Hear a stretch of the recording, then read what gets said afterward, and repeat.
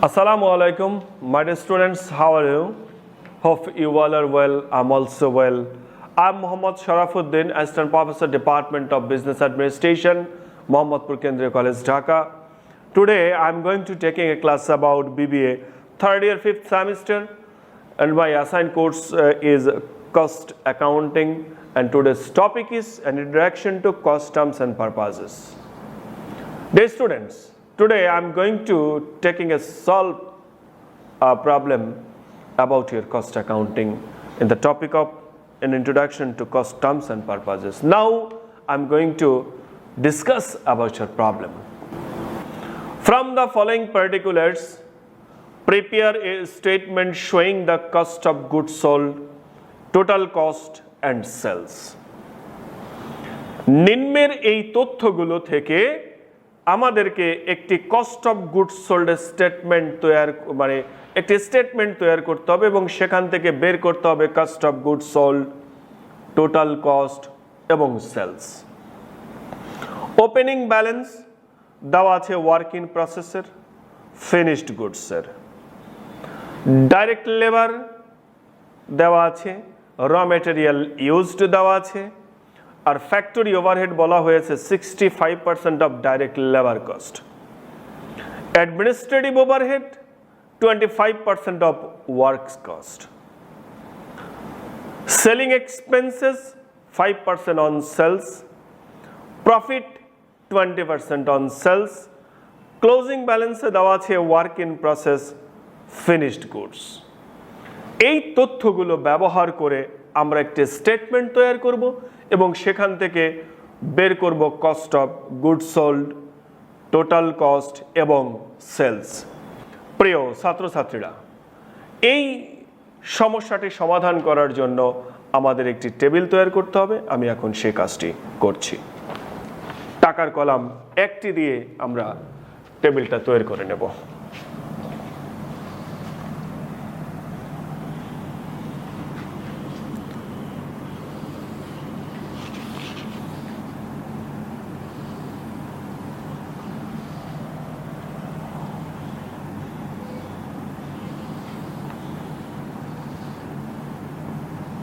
উপরে লিখব statement of cost, statement of cost. দেখো, স্টেটমেন্ট অফ কস্টের মধ্যে আমরা সরাসরি দেখতেছি র ম্যাটেরিয়াল ইউজড দেওয়া আছে, তাই আমরা ওটা লিখে নেব র ম্যাটেরিয়াল ইউজড। র ম্যাটেরিয়াল ইউজড করেছি 17,200, এর সঙ্গে যোগ করব ডাইরেক্ট লেবার। ডাইরেক্ট লেবার হলো 9,600। দেখো, র ম্যাটেরিয়ালের সঙ্গে ডাইরেক্ট লেবার যোগ করলে যেটা পাবো তার নাম হবে প্রাইম কস্ট। দেখো, প্রাইম কস্ট এখানে কত টাকা আসবে যদি যোগ করি, 17,200 যোগ 9,600, 26,800। প্রাইম কস্টের সঙ্গে আমাদের যোগ করতে হবে ফ্যাক্টরি ওভারহেড। ফ্যাক্টরি ওভারহেডের কথা বলা হয়েছে এখানে। দেখো যে 65% of direct labour cost, labour কস্টের 65%। তাহলে আমার লেবার কস্ট কত এখানে দেখো 9,600। এটাকে যদি 65% করি তাহলে 9,600কে 65% করলে 6,240 টাকা বা 6,240। এই প্রাইম কস্টের সঙ্গে ফ্যাক্টরি ওভারহেড যোগ করলে যেটি পাওয়া যায় তার নাম total manufacturing total manufacturing cost. 26,800 যোগ 6,240 যোগ করলে 33,040।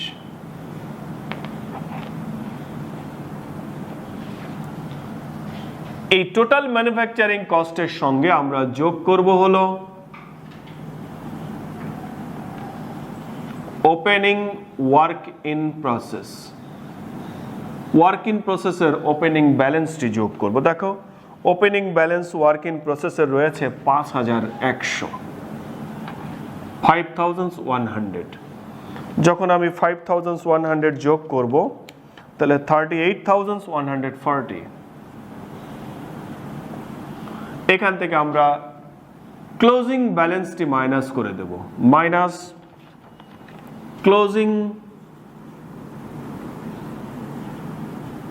Work in process. দেখো ওয়ার্ক ইন প্রসেসের ক্লোজিং ব্যালেন্সটা হলো 3,800 মাইনাস 3,800, 34,340। যেটি পেলাম এটিকে বলবো উৎপাদন ব্যয় বা manufacturing cost. Manufacturing cost, manufacturing কস্টের সঙ্গে আবার যোগ করব ফিনিশড গুডসের ওপেনিং ব্যালেন্সটি। তাহলে আমরা লিখব opening finished goods. Opening finished goods আমার দেওয়া আছে 6,500 বা 6,500। যদি 6,500 টাকা যোগ করি 40,840। এখান থেকে এই ফিনিশড গুডসের ক্লোজিং ব্যালেন্সটি, ক্লোজিং ফিনিশড গুডস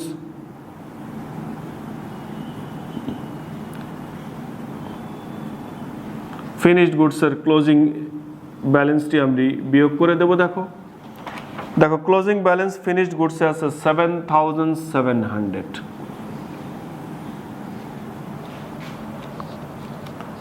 7,700 তাহলে 33,140 যেটি পেলাম এটির নাম হবে কস্ট অফ গুডস সোল্ড। দেখো কস্ট অফ গুডস সোল্ড এর সঙ্গে আমরা অন্যান্য খরচগুলো যোগ করব। প্রথমে আছে এখানে অ্যাডমিনিস্ট্রেটিভ ওভারহেড, যোগ অ্যাডমিনিস্ট্রেটিভ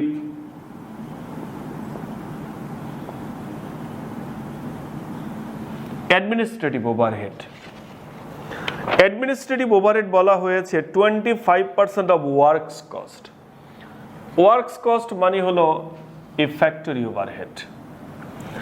এই ফ্যাক্টরি ওভারহেড যেটি হয় ওই ফ্যাক্টরি ওভারহেডের 25% হবে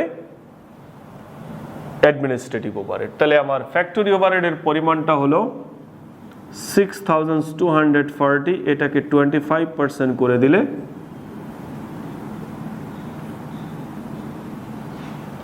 6,240 কে 25% করলে 1,560। দেখো যোগ করে দিলে 34,700। এরপরে আমরা যোগ করব সেলিং এক্সপেন্স।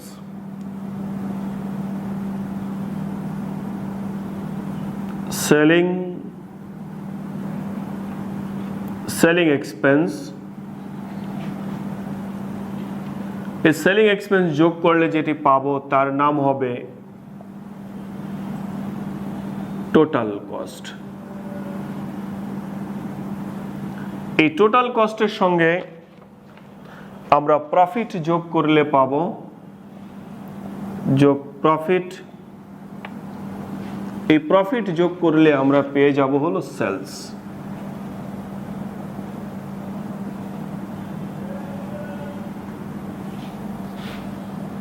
প্রিয় ছাত্রছাত্রী, এইখানে একটা মজার একটা সিকোয়েন্স এখন দেখবে তোমরা। এখানে সেলিং এক্সপেন্সের কথা বলা হয়েছে সেলসের উপরে 5%, এরকম বলা আছে 5% ওয়ান সেলস। আর প্রফিট বলা হয়েছে 20% অন সেলস। এই যে এই সেলিং এক্সপেন্সটাও ধরবো সেলসের উপরে 5% আর প্রফিটটা ধরবো সেলসের উপরে 20%, কিন্তু আবার এখানে সেলস এর টাকাটাই দেওয়া নেই। তো কোন জায়গা থেকে আমি এখন এই টাকাগুলো বের করব?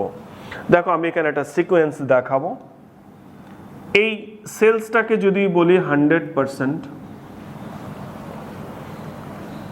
এই প্রফিট আমাদের বলে দিয়েছে 20%, তাহলে বলো তো, আর এই সেলিং এক্সপেন্সটা বলছে 5%। তার মানে হলো, মজার বিষয় দেখো, এই ফিগারটার সঙ্গে এই 20% যোগ করে দিলে 100% হয়।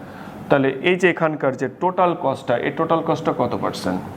এই টোটাল কস্টের সঙ্গে 20% প্রফিট যোগ করলে সেলস হবে 100%। তার মানে এই টোটাল কস্টটাকে আমরা এখানে কি 80% বলতে পারি, কারণ এই 80%-এর সঙ্গে 20% যোগ করলে কিন্তু 100% হয়। তাহলে এই যে 34,700 টাকার সঙ্গে যদি আমরা 5% যোগ করি তাহলে এটা 80% হবে। তার মানে এইটা আছে কত পার্সেন্ট? এটাকে বলবো আমরা 75%। তার মানে আমার এই 34,700 মানে এইখানে আছে 75%, তার সঙ্গে যদি সেলিং এক্সপেন্স 5% যোগ করে 75%-এর সঙ্গে 5% যোগ করলে হয় 80%। 80%-এর সঙ্গে প্রফিট 20% যোগ করলে হবে 100% সেলস। তার মানে এই যে 34,700 টাকা আছে, এই টাকাটার সূত্র ধরে এখন আমাকে সব বার করতে হবে। এই 34,700 টাকা হলো 75%-এর টাকা।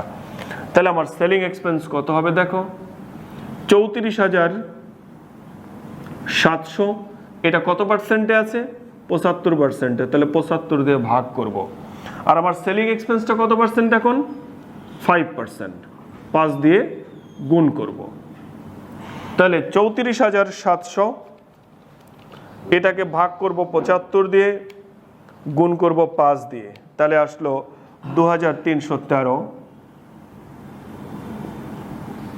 তাহলে এই 34,700 সঙ্গে যদি আমি এখন 2,313 টাকা যোগ দেই তাহলে আমি টোটাল কস্ট পেয়ে যাব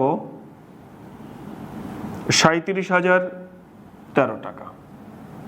তার মানে আমার টোটাল কস্ট আসলো 37,013 টাকা। এটি কত পার্সেন্টে আছে?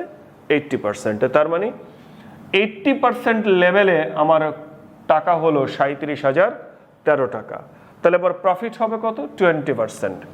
এখন এখান থেকে দেখো এবার ক্যালকুলেশনটা আমরা সম্পন্ন করতে পারবো।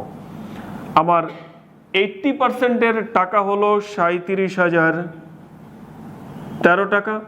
তার মানে 80%-এ যদি এই টাকা হয় তাহলে প্রফিট 20%-এ কত?